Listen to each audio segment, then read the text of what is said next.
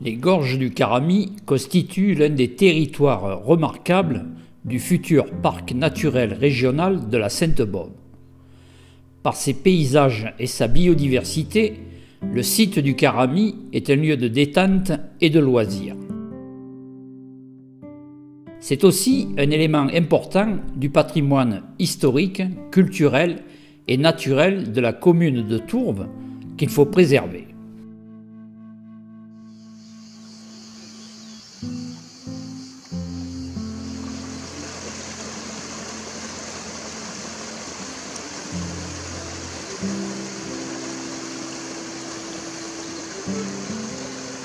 Au pont romain, en cette période estivale, ce n'est qu'un mince filet d'eau qui s'écoule en direction de la plaine.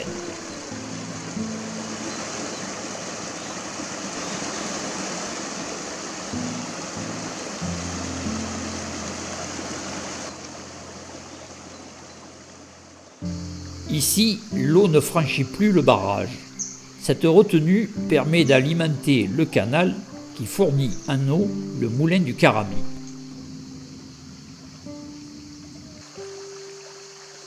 Dès les premiers pas, la ripisylve qui entoure le cours d'eau apporte sa touche de fraîcheur.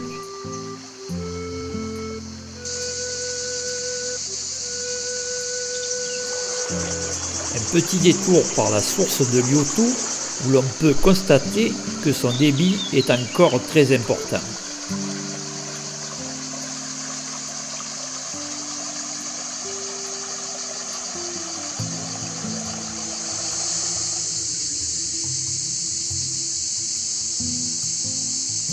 En poursuivant, la rivière franchit joyeusement quelques mini-cascades.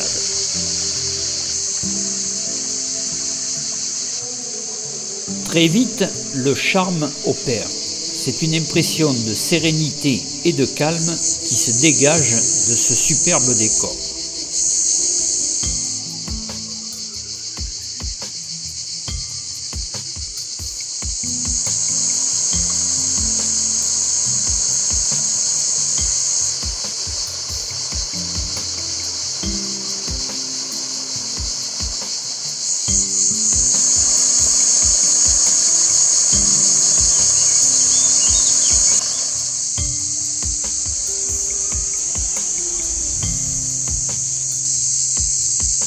Quelques demoiselles donnent une touche de couleur supplémentaire à la verdure qui domine. Nous sommes ici en présence d'un lieu exceptionnel en termes de biodiversité, mais extrêmement fragile qu'il faut respecter.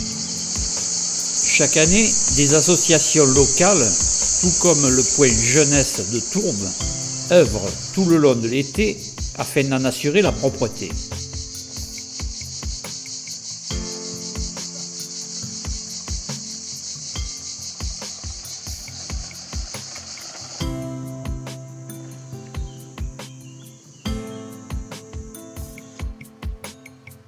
Nous voilà maintenant à la ferme de Rembert. C'est à partir de là que l'on peut atteindre les grottes ornées qui se trouvent disséminées au pied des parois rocheuses.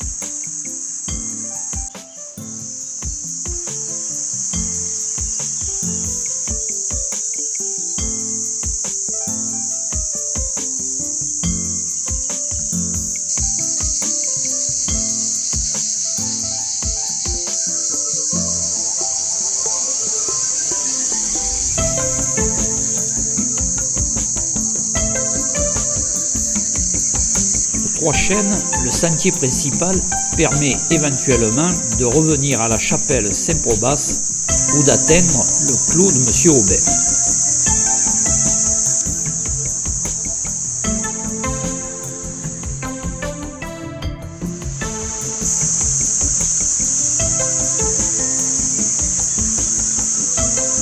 La source de la Figuière est sans doute la plus importante des sources que l'on trouve dans les gorges. Par le passé, son captage et le creusement d'un canal que l'on peut encore apercevoir au-dessus du chemin alimentait en eau la fontaine de Rembert. De nos jours, son eau rejoint directement la rivière.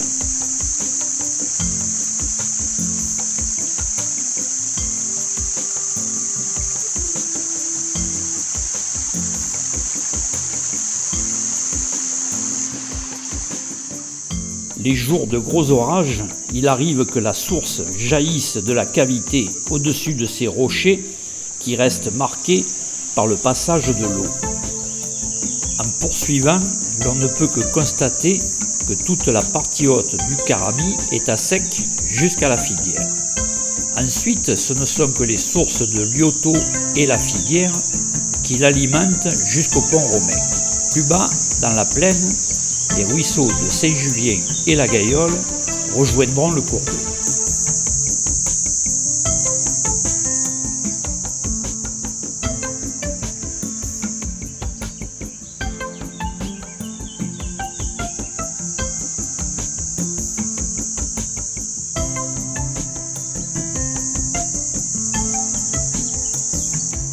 Aux environs du Saut du Cabri, le paysage devient de plus en plus chaotique. Ici, il y a des milliers d'années, la rivière s'est frayé un passage avec force.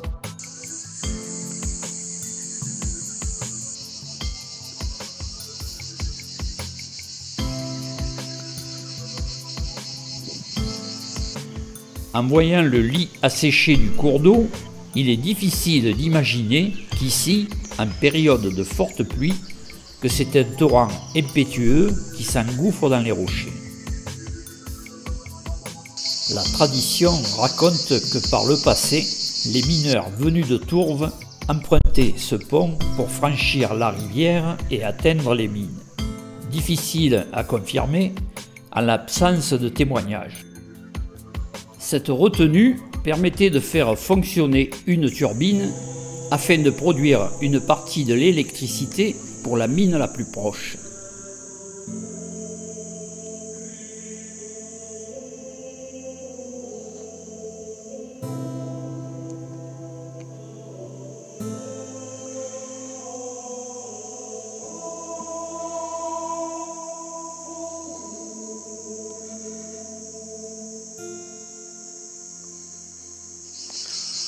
Après avoir franchi le barrage, le sentier continue sur la rive droite. Là aussi, l'impression de gigantisme demeure.